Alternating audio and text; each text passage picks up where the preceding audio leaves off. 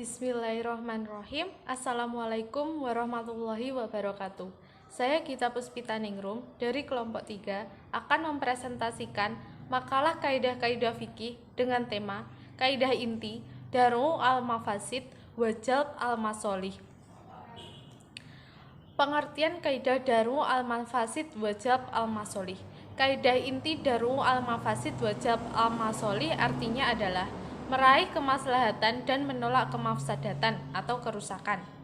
Karena pada dasarnya, manusia dalam kehidupan sehari-hari tidak jauh dengan hal maslahah dan mafsadat seperti yang dikatakan oleh Izzuddin bin Abdul As-Salam di dalam kitabnya Hawaidul Al-Ahkam fi Musolih Al-Anam, mengatakan bahwa seluruh syariah itu adalah maslahat, baik dengan cara menolak mafsadat atau dengan meraih maslahat. Kerja manusia itu ada yang membawa kepada kemaslahatan, ada pula yang menyebabkan mafsadat.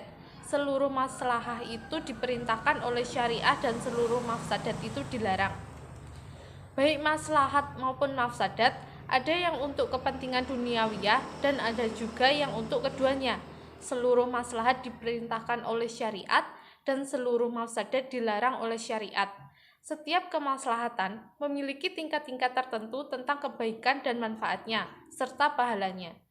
Dan setiap kemafsadatan juga memiliki tingkatan-tingkatannya dalam keburukan dan kemudaratannya.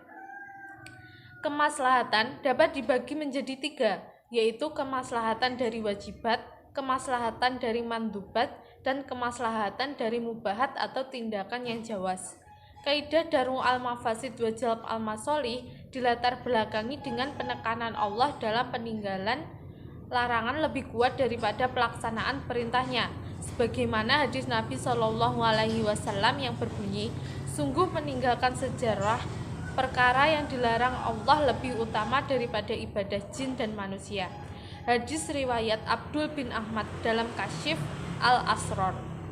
Hadis tersebut menyatakan bahwa ibadah seseorang dengan meninggalkan larangan Allah lebih mulia dan lebih berat dibandingkan dengan ibadah yang berupa menjalankan perintahnya.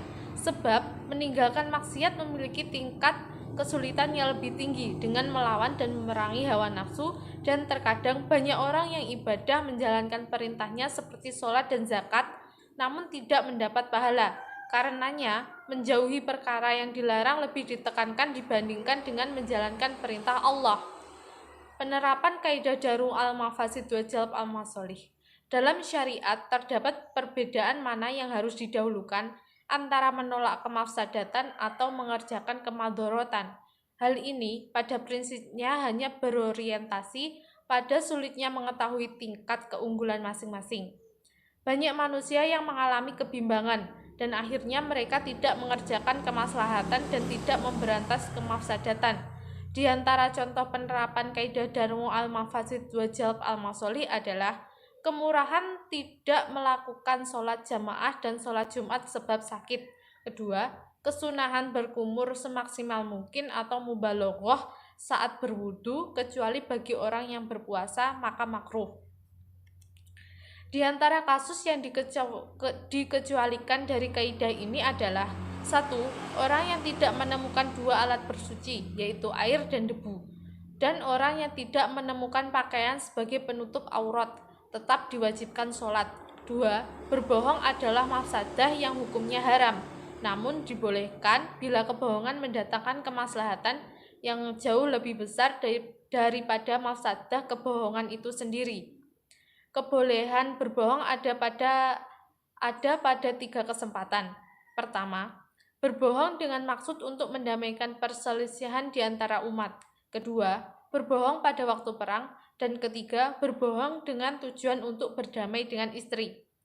Sekian presentasi yang dapat saya sampaikan. Bila banyak kesalahannya saya mohon maaf.